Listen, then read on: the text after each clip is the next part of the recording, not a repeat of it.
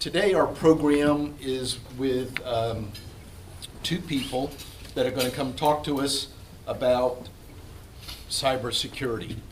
Ben Graybar and Mike Rosciam today was just telling me that they just had their account hacked. So this is a very timely subject. We're reading about corporate America getting hacked all the time. So this is very timely, and we appreciate Ben and Mike y'all being here today. So it's off with you guys. Let's give them a warm. Thank you very much for hosting us today. First things first, I want to ask you, if you're in the audience and you are a provider of services that fights in this war against fraud and cybercrime, if you'd raise your hand. I know we have insurance companies that offer insurance to protect your business for this. I know we have companies that will do the research for the Department of State. I know we have companies that do shredding and document storage, and of course the banks in the room all do that. And we also have CPAs and forensic accountants and auditors that do that. So we might ask that question at the end. I didn't want to run out of time on that. October is National Cybersecurity Awareness Month, and I wanted to share some statistics. These were compiled by Liberty Insurance. 81% of breaches went undetected by organizations for an average of 188 days. And we're going to go over a number of statistics. This presentation will be in 3 parts. First, I'm going to cover stuff that happened. Mike's going to get into some of the technical defenses you can do, and I'm going to come back and give you some of the more rudimentary, basic, everyday banking sorts of things.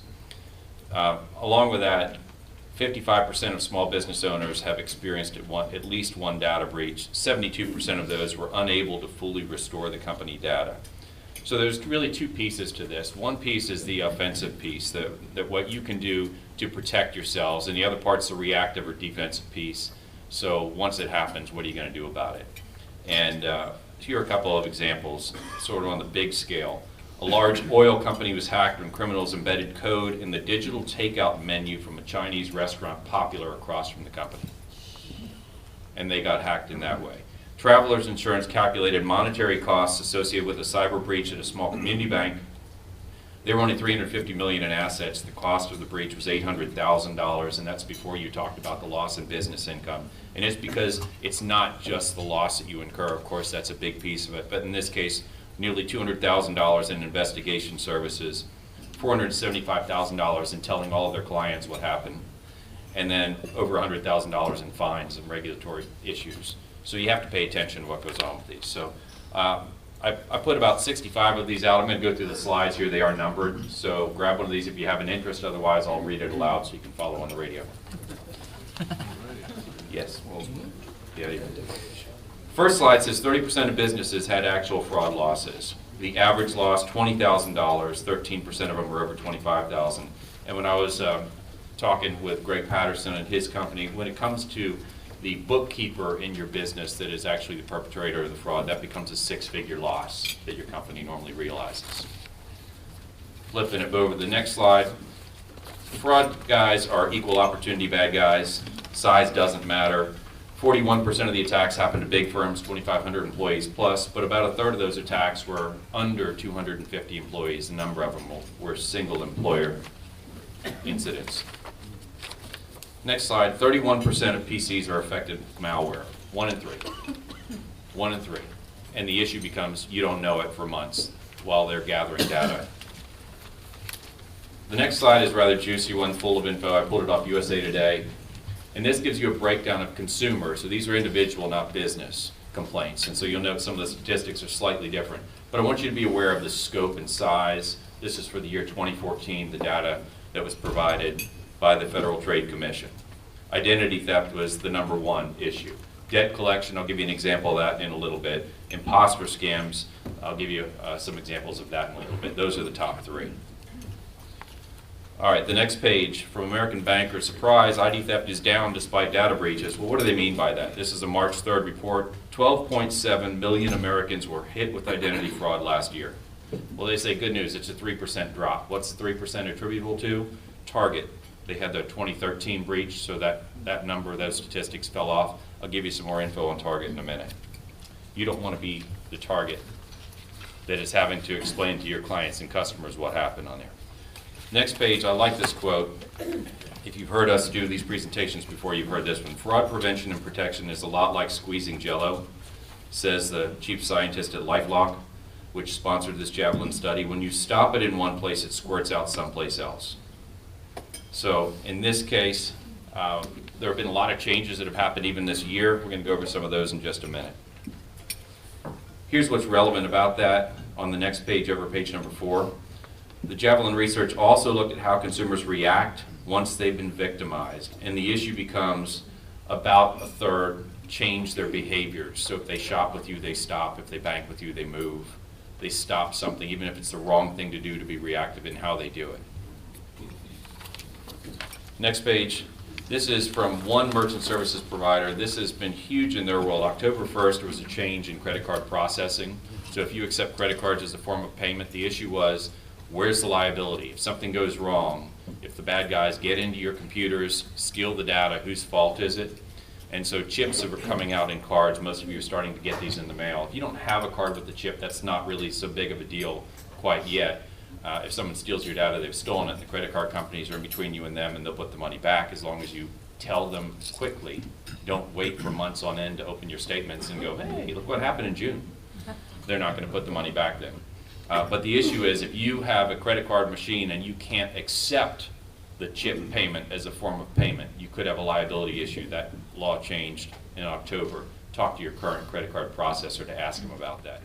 In Tallahassee, Jimmy John's locations, this was September of 2014, they had their credit cards hacked between June and September. And if you read down the way that it happened is, it says the intruder stole the login credentials from a point of sale vendor. So who's the vendor? It wasn't their fault. It wasn't the store's fault that this happened. And so one of the things we're going to get into is covering vendors. Next page. Skimmers. This is interesting to me. March 9th, I pulled this article up, WCTV, and it said, in the past 2 months, state inspectors, these are Department of Agriculture inspectors, this is not law enforcement.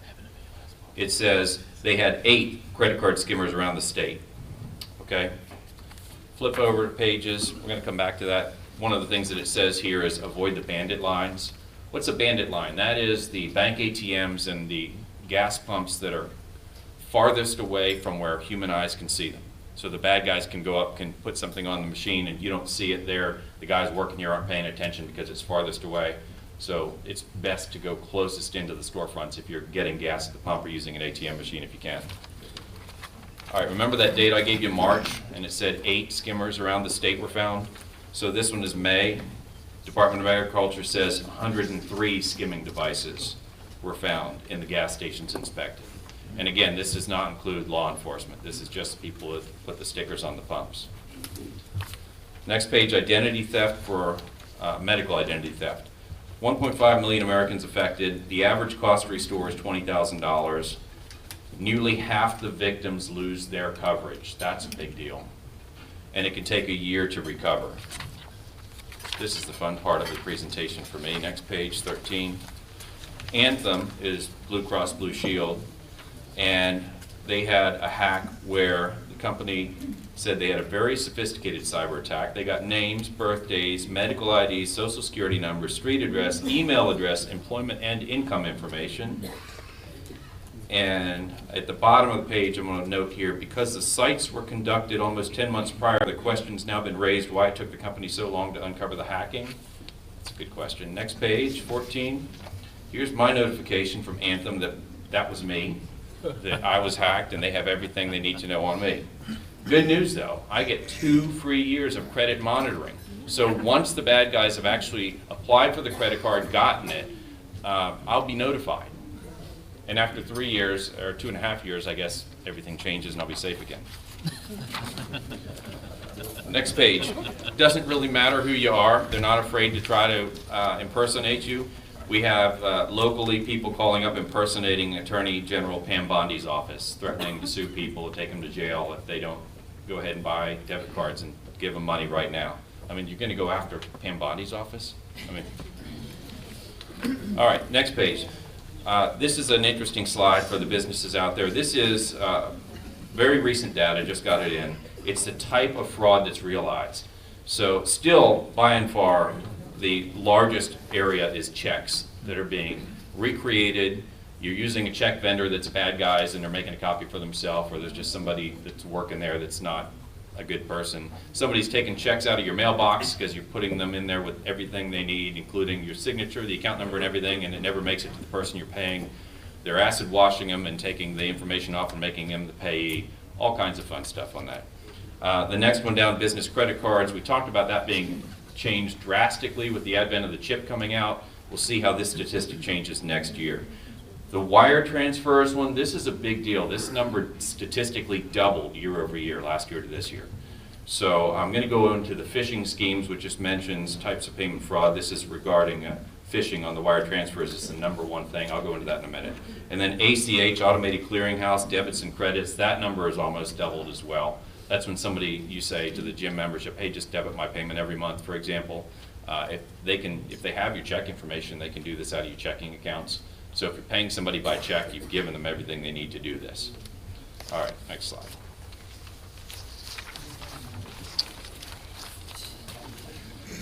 Here's an example of some smart bank employees. In this case, it was SunTrust, Thomasville Road, that they actually thought that the customers were being a little fishy. They were able to call the police, and they found where they were creating the checks in the car in the parking lot. This particular group, if you read on, says they actually come up here in a ring from Tampa.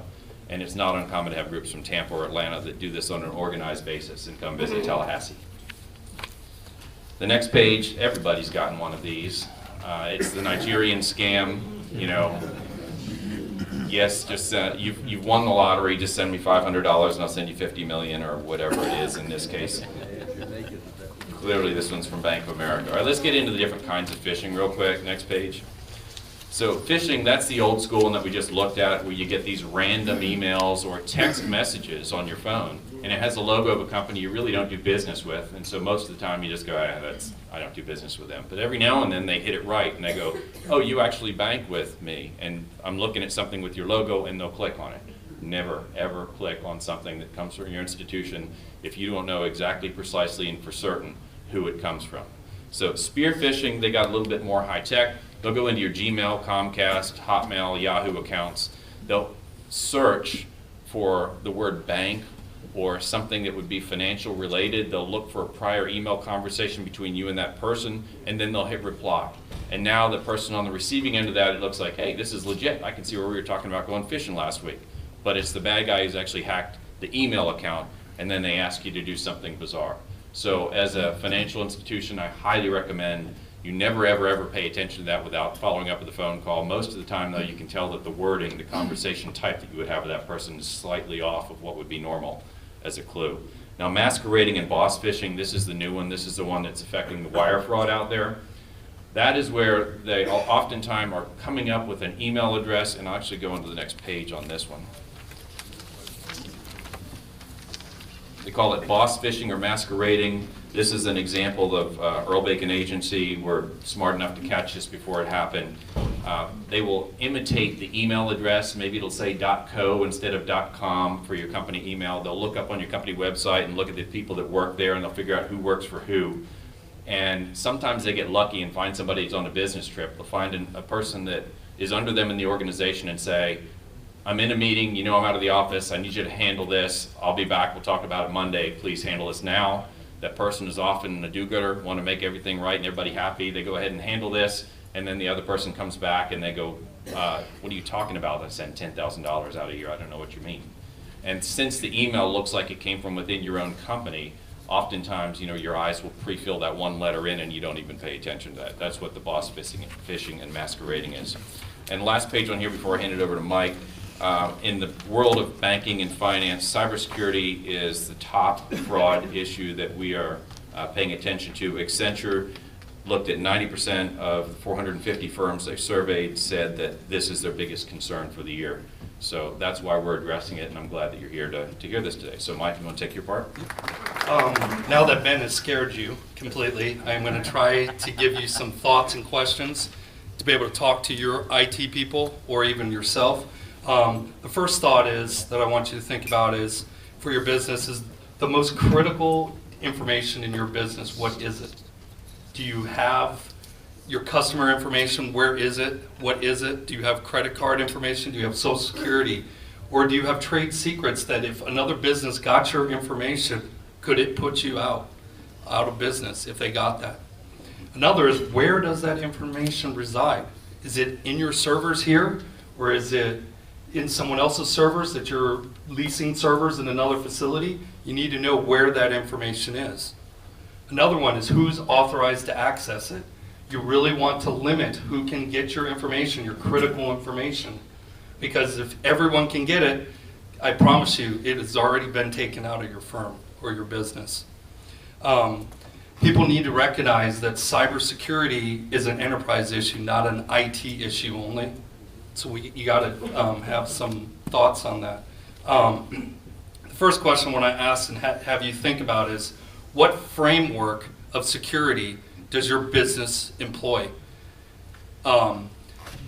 You really need to know what security framework you have in place, and are all the controls in place or not. And if you're relying on someone else and you're not asking these questions and getting an understanding, you're already behind. You need to also look at your budget. It's not just good enough to have an IT technical expense budget. You might want to start thinking about having a line item just for cybersecurity and spending money directly related to cybersecurity protection on that.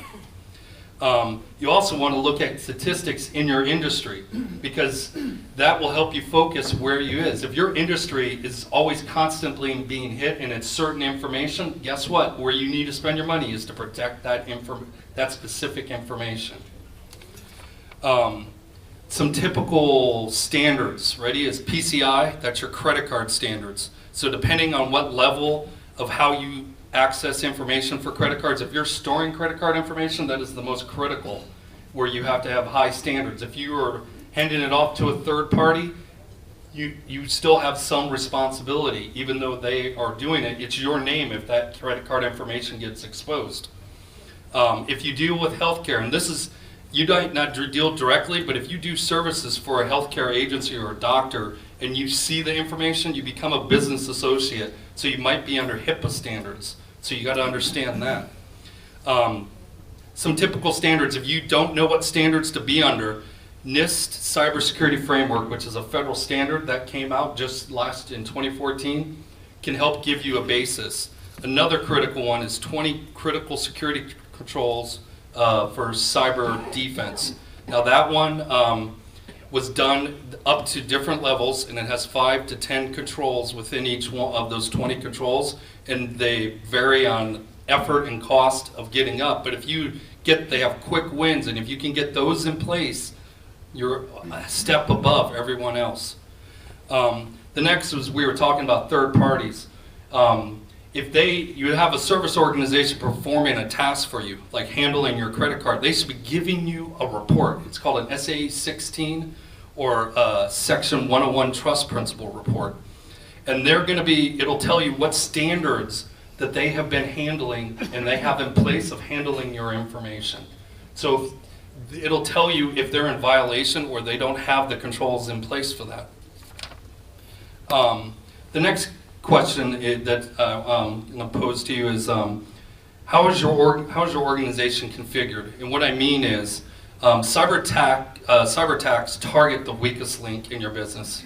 And guess what the weakest link in your business is? Is your people underneath you that you're relying on to do the job. They are the weakest link. But guess what? If you properly train them, they're your first line of defense to stopping a cyber attack. So cyber attacks are a business problem, a people problem, and a technology problem. So you got the 3 areas you need to focus on. A typical configuration is you want your employees first who are trained. So what you want is you want to have the training so that they know what phishing is. Or if they see a USB or a disk on the floor, they don't pick it up, plug it into their computer, and then realize that they just put a virus on your entire network, and now it's shooting through your network and locking you down. The next is management and internal control. So management, it's the tone at the top. If management doesn't care about IT security, what do you think your employees are going to be doing? They are going to just blow it off just as much as you. So it's really the tone at the top. Internal controls, you need to make sure that as management that those internal controls are being followed. That's why you get the framework, so you know what controls you need to have in place, and then you make sure that they're in place. Another thing is getting vulnerability assessments or penetration testing, depending on the level of critical information that you could potentially be exposed to. You want to have experts come in and maybe do a health check on your system to know if it's protected or not protected. Finally, it's more just boards and top management need to be involved. You can't just not pay attention to this stuff and not know about the IT security and how to protect the information, the critical information of your company is. The next is, how do you become aware of what your role is?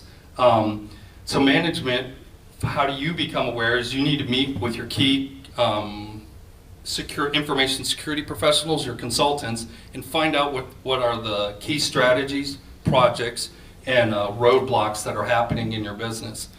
The next is you need to understand the data breaches occurring in your industry. If your industry is being hit hard and on certain stuff, then you need to focus on those areas. The next is management needs to, for the employees, you got to get security awareness training. And not just the first day that they work. You have to do it all year long. If it comes to letters, emails, going to trainings. And I'm going to give you a little tip here in the state of Florida, and especially for Tallahassee, on security awareness for your employees in here in a second. The next, you need to plan and outline the responsibilities of your employees. So they need to know that security is important, and that these are the steps that they need to take on security. And finally, once training is in place, you need to make sure that you can feel that the knowledge is being passed and see that the controls are being performed and done by your employees. Now, the nice thing is you don't need to start from scratch of building a training program. So the federal government has built Nist 80-50, which is an online cybersecurity program.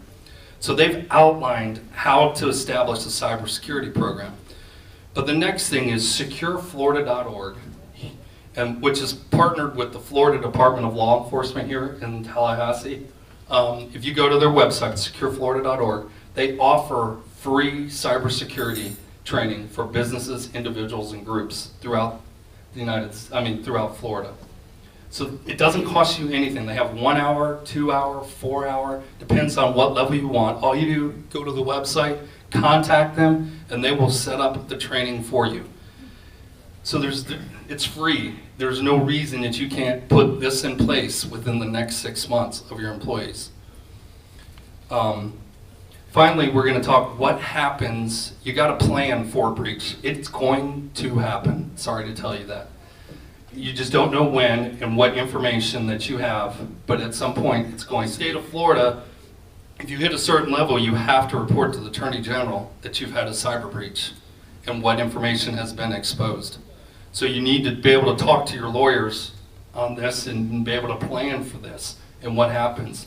The biggest thing is during this time, you need to have written incident response plans, because you want to know who's going to make the decision of when we're contacting the lawyer and who's gathering the information, because you almost have to perform a forensic system, because you got to stop the attack, but you also need to contain that information. So you got to build a database of who you're going to contact, who you're going to talk to, when employees should report it, because you got to inform your employees. Don't be afraid if it does happen. You got to tell us so that we can prevent it from going any worse or incurrence on that. So the biggest is you got to keep track of any attempted breaches, because if you don't know the attempted breaches, you might be able to see a pattern of how they're attacking you, and so you can start building security. So there's a couple packets there on the table. It says cybersecurity blocks. I didn't have enough, but it has pretty much everything I've talked to you about right here. It also has takeaways, which shows you the website and stuff like that. And this is the blue cover one right here, and it has action takeaways. So those are just some basic controls that you need to think about and questions you need to think about. And it's got my contact information. Now I'm going to pass it over to Ben. All right, now we're going to go to the Security Matters handout. Most of you have this, and if anybody here doesn't have a copy of this and wants either one of our presentations, we'll be happy to email those to you. So Just ben.graybar@hancockbank.com. It's on replay on the radio later. So first page, left column, best practices for a strong security defense. Again, it looks like this if you haven't seen it.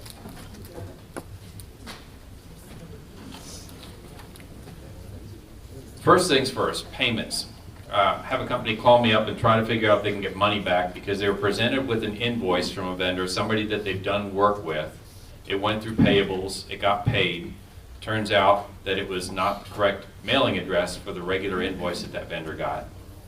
They paid him $15,000 for some big thing that they knew they were having the legitimate vendor do, and the bad guy saw the work being done and pre-billed them with a fake invoice.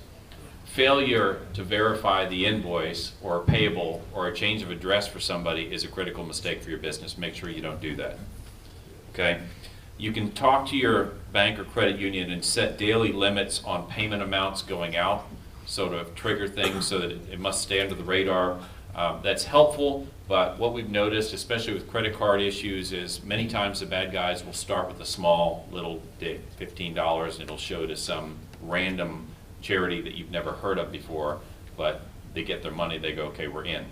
And there's an example of a business here in town that had their debit card was what they were using to make purchases, and they weren't, in this case, they hadn't activated their PIN number, and they had their checking account hooked up with overdraft protection to their savings account so that they could make big purchases. It was the type of business they were in. They needed to be able to execute the purchase. And they did not pay attention when they had that small charge come through, and about 6 hours later in the middle of the night they had a $15,000 charge go through to St. Petersburg, Russia for an immediate shipment, a rush shipment. So it went out on Saturday morning and it was gone, and they never again looked at their accounts until Monday. $10,000 went out an hour after that, and then a wire for nearly $200,000 that wiped out what was in their accounts because they were all hooked up with overdraft. And again, this was from Friday afternoon to Monday morning. So they go into the bank and they say, what are you going to do about this? And the bank says, we're not going to do anything. This is a pinned transaction. So in this circumstance, how do they get the PIN number? Nobody knows. And the issue is on consumer, meaning you, the individuals, there's a limit to if something fraudulent happens, what's your exposure on here, as long as you report it on a timely basis. But there isn't such a policy on business things that happen like that. So you want to have that conversation with your bank and say, if something like this happens, what's my exposure? What are you going to do about it? Because it's relevant for you. So having a maximum set, a limit, will help to stop that thing from taking place. The banks can have it where there are alerts that get sent to you. If money is leaving my account, I get told. That's a good way to do it. You're going to get a bunch of emails whenever you write checks or have automatic debits, but at least you know. And one of the things that is a common thing here to prevent this is awareness. I'm going to get into that a little bit more. So what can you do to protect yourself? From the hacking thing, from the bad guys trying to get in, the first thing that we recommend is that you have one computer that's a dedicated computer that goes on the internet for one purpose and one purpose only. It goes to no websites other than your bank or financial institution. It doesn't check email. It doesn't go surfing. It just goes to your bank. And on that computer, that's that one conversation you have. You're going to keep your antiviral stuff up to date. But in that way, there's very much less risk that you clicked on the wrong thing that's opened you up to getting a virus or malware or something like that into that computer. The second thing is you want to make sure, we were talking about the human firewall. Your employees, this is from the top down, and this goes with your vendors as well. If your new part-timer, assistant, volunteer coming in the door doesn't know what your policies and procedures are, the bad guys do what they call social engineering, where they have conversations with them and they sort of assert things and have these conversations that give them just enough information they can call up the food chain to the next person and use the information they found and work their way up until they've gotten the information they need to build a profile and maybe perpetrate fraud. So one of the things that I think is relevant, and I see Ricky and Karen in the room, if you come open a bank account, one of the things that we look at to see who the signer's on your account? We go to Sunbiz and we pull up who your treasurer, president, what do your articles say? Well, anybody can register a change on Sunbiz. So how do you know that you didn't have a bad guy go in and change your mailing address and change who your treasurer is? And now they're walking in, opening up a bank account, and now they're accepting payments or rerouting payments out. So they have a company that will address protecting that sort of thing, but it's what we're relying on. to open up your accounts and see who can sign for you. I think that's important that you know that. Make sure you have backup files, and I don't mean backup files that don't back up. You know, Mike Frieder I saw in here. You want to have files that are secure and off-site. Somebody said they were doing a presentation on how secure the cloud is, and if you want it, I'll forward you an email that I got today showing how Amazon's cloud security was breached, and they plugged it, but they didn't think that it was something to worry about since it was a cloud backup, and in fact, if you have Amazon, you might want to have a conversation with what happened there. Multiple users. Whenever we see fraud, the most common occurrence of fraud with the biggest numbers locally is, I've got a treasurer, it's a board, they're volunteers, they're good people, they've got a financial background, they've done this at other companies, and they have one individual that they trust, and they're too busy to look and have a second set of hands looking in at the account. And then the money disappears, and now they're looking back trying to figure out what's going on about it.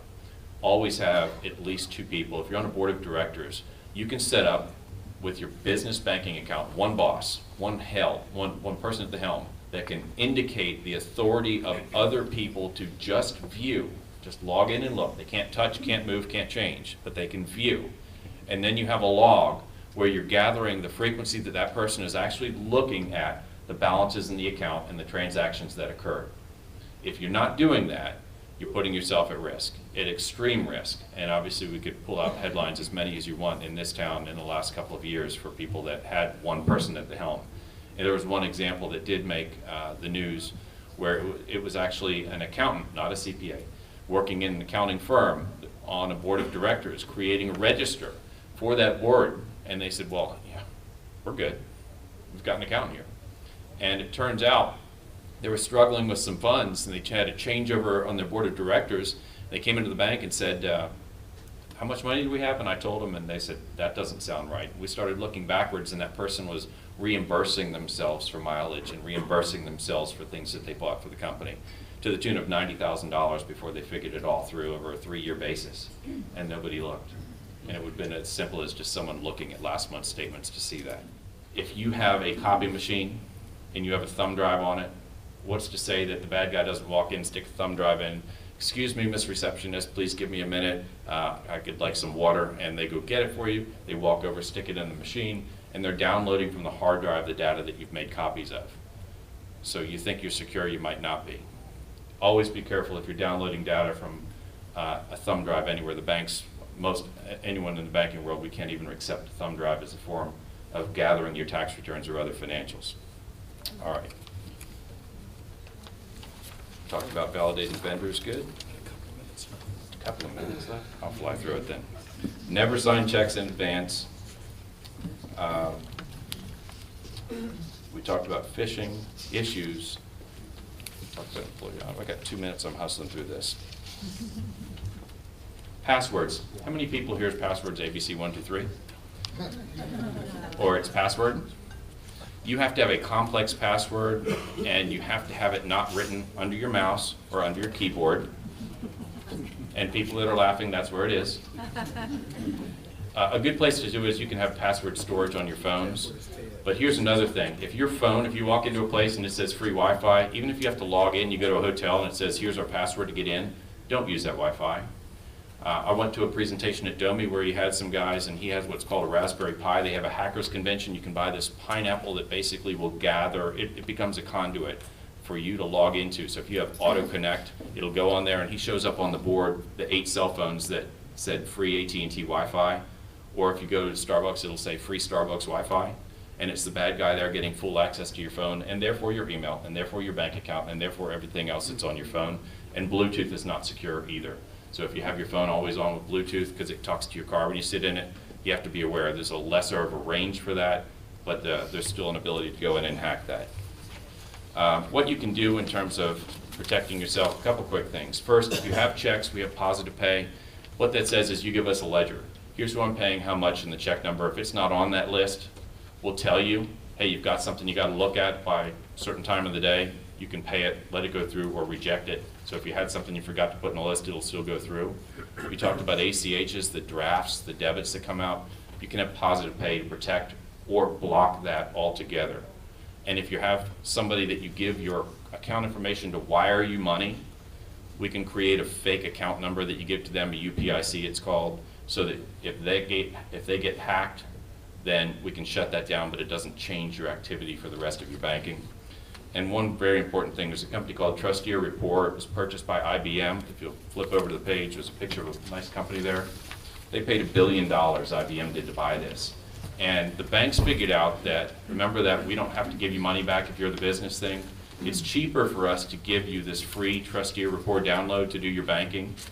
And what that actually does is 3 things. It encrypts your keystrokes, it authenticates the website before you log in, and it secures data within the browser. This is free that they're giving out to use. And there's a great YouTube video if you want to see how it works. I thought it was interesting that Trusteer bought it. So Tennessee State Bank uses it, Hancock Bank, Bank of America, ING Direct, a number of these banks out there use that, and we give it away. All right, so here's an interesting quote to sort of sum things up. You're not going to find out that you've had ID theft until after it happens. So it's not about preventing it as much as detecting it and stopping the bleeding. What can you do? Flip over to the back page. I put on here the 3 different credit bureaus that you can address. You can put a freeze on your credit. This is the best way to stop the bad guys from impersonating you and opening up accounts in your name. You might pay a fee if you have to unfreeze it, if you want to go buy a car or refi your house or anything like that. So it's a little bit of a pain, but it's the safest thing you can do to lock it down. I put the contact in here for Florida Attorney General in case you think you've been victimized. If you want to view your own credit free of charge, you don't have to enter your credit card to do it. Annualcreditreport.com or creditkarma.com. And the last item I want to say is filing of taxes. That's one of the biggest growing scams that there is the bad guys are going in and filing in advance of you, and the CPAs are trying to unwind it and get money back. There's an example of a CPA in town that went to go buy a house, put a down payment down, did the inspections, bank loans approved, and they're just doing their homework now. They send off verification requests to the IRS to duplicate up the tax returns, and it comes in that his income was about half what it was the prior year. The problem was his down payment went hard because he knew he was approved. You're just waiting for the dust to settle on the paperwork. When his income by the fraudulent guys was filed at half of what his true income was, he didn't qualify for the loan anymore. He lost $10,000 binder for the down payment. So file quickly, early, don't wait around, don't put it off. It's important you do it before the bad guys do it for you. And that's all I have unless you have any questions.